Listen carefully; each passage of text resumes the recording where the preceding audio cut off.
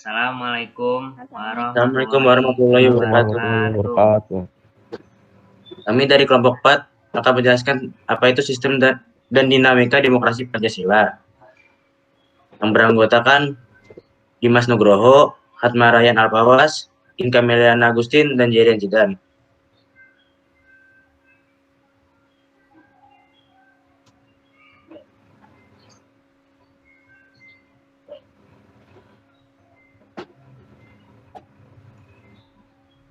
A.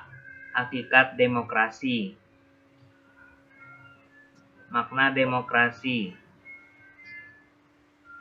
Kata demokrasi berasal dari dua kata dalam bahasa Yunani, yaitu demos, rakyat, kratos, kratein, sama dengan pemerintahan. Sehingga demokrasi dapat diartikan sebagai pemerintahan rakyat.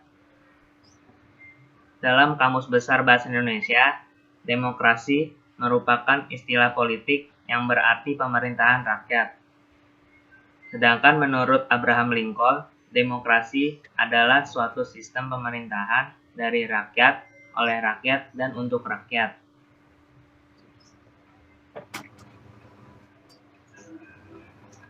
Penerapan demokrasi di Indonesia didasari oleh sila kerakyatan yang dipimpin oleh hikmat kebijaksanaan dalam permusyawaratan atau perwakilan, yang dijiwai oleh sila ketuhanan yang Maha Esa, kemanusiaan yang adil dan beradab, persatuan Indonesia, serta menjiwai sila keadilan sosial bagi seluruh rakyat Indonesia.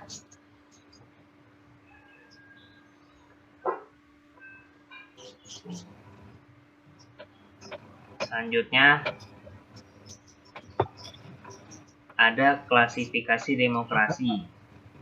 Yang pertama, berdasarkan titik berat perhatiannya, yaitu ada demokrasi formal, yang artinya menjunjung tinggi persamaan bidang politik, dianut oleh negara liberal. Yang kedua, demokrasi material, yang artinya menjunjung tinggi persamaan bidang ekonomi, dianut oleh negara komunis. Sedangkan demokrasi gabungan yang berarti gabungan antara formal dan material yang dianut oleh negara non-blok.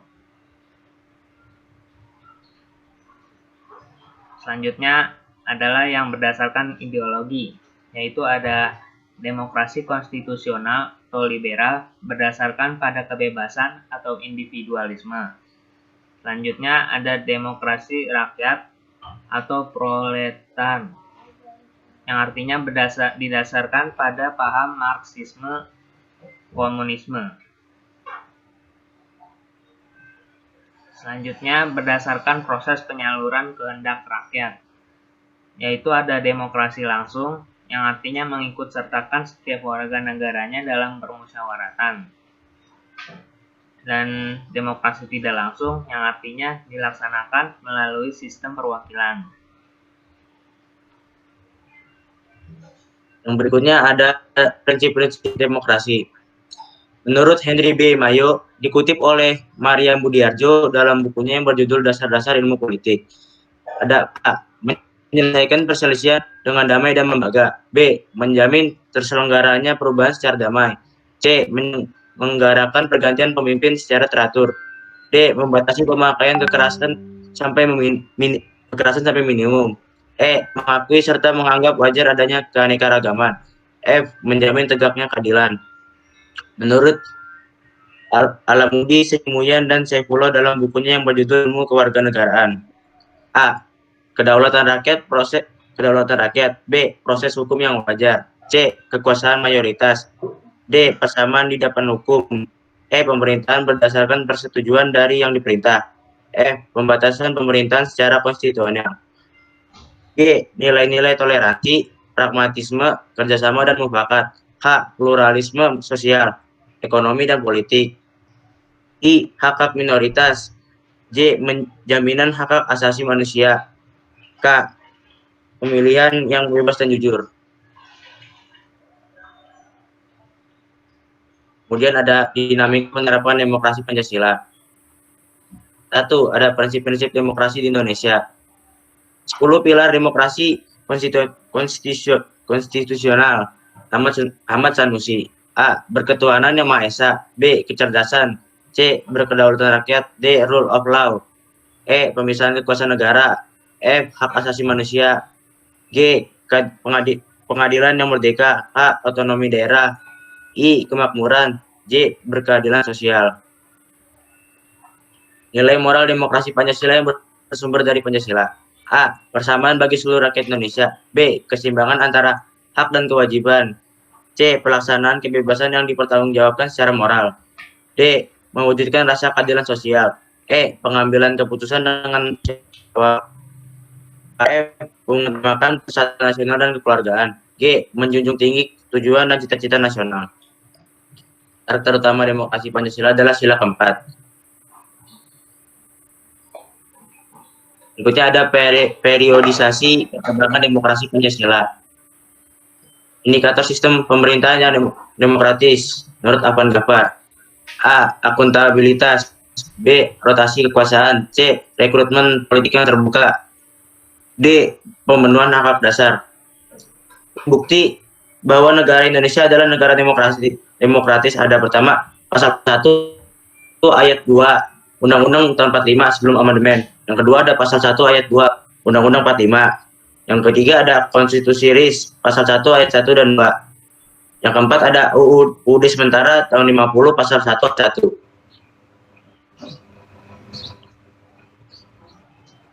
Selanjutnya ada membangun kehidupan yang demokratis di Indonesia. 1. Pentingnya kehidupan yang demokratis. A. Persamaan kedudukan di muka hukum. B. Partisipasi dalam pembuatan keputusan. C. Distribusi pendapatan secara adil. D. Kebebasan yang bertanggung jawab. Yang kedua, perilaku yang mendukung tegaknya nilai-nilai demokratis. A. Berbuat sesuai dengan hukum yang berlaku. B. Bertindak demokratis dalam segala hal. C. Menyelesaikan persoalan dengan musyawarah. D. Mengadakan perubahan secara damai. E. Memilih pemimpin melalui cara-cara yang demokratis. F. Menggunakan akal sehat dan hati nurani dalam musyawarah. D. Mempertanggungjawabkan hasil keputusan musyawarah. H. Menuntut hak setelah melaksanakan kewajiban. I. Menggunakan kebebasan dengan rasa tanggung jawab. Y. Menghormati hak orang lain dalam menyampaikan pendapat. K. Memberikan kritik yang bersifat membangun. Pelaksanaan demokrasi di Indonesia pada periode 1945 sampai 1949. 1. Pelaksanaan demokrasi baru terbatas pada berfungsinya pers yang mendukung revolusi kemerdekaan.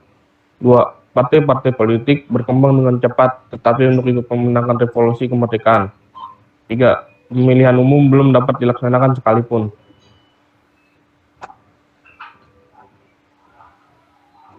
Pelaksanaan demokrasi di Indonesia pada periode 1959 sampai 1965. Demokrasi terpimpin merupakan pembalikan total dari proses politik yang berjalan pada masa demokrasi parlementer. Karakteristik. 1. Menggaburnya sistem kepartaian. 2. Peranan lembaga legislatif dalam sistem politik nasional menjadi demikian lemah. 3. Hak dasar manusia menjadi sangat lemah. 4. Kebebasan pers berkurang. 5. Daerah-daerah memiliki otonomi yang terbatas.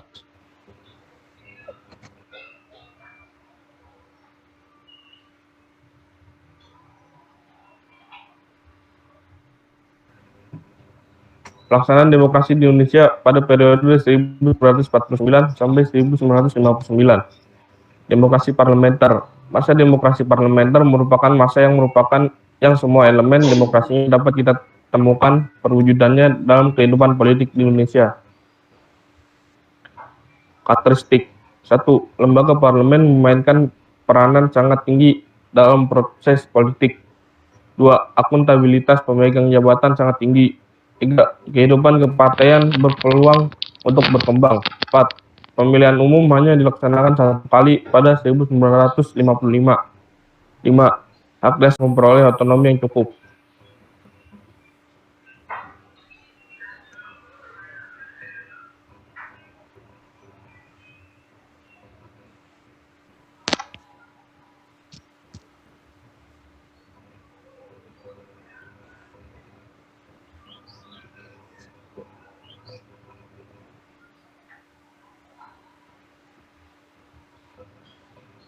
Selanjutnya, pelaksanaan demokrasi di Indonesia pada periode 1959 sampai 1965. Demokrasi Pancasila. Demokrasi yang berlandaskan kerakyatan yang dipimpin oleh hikmat kebijaksanaan dalam permusyawaratan dan perwakilan. Karakteristiknya, pertama, rotasi kekuasaan eksekutif sangat kecil terjadi. Yang kedua, rekrutmen politik bersifat tertutup. Ketiga, pemilihan umum. Yang keempat, pelaksanaan hak dasar warga negara. Terima kasih. Sekian presentasi dari kelompok 4. Semoga bermanfaat. Wassalamualaikum warahmatullahi wabarakatuh.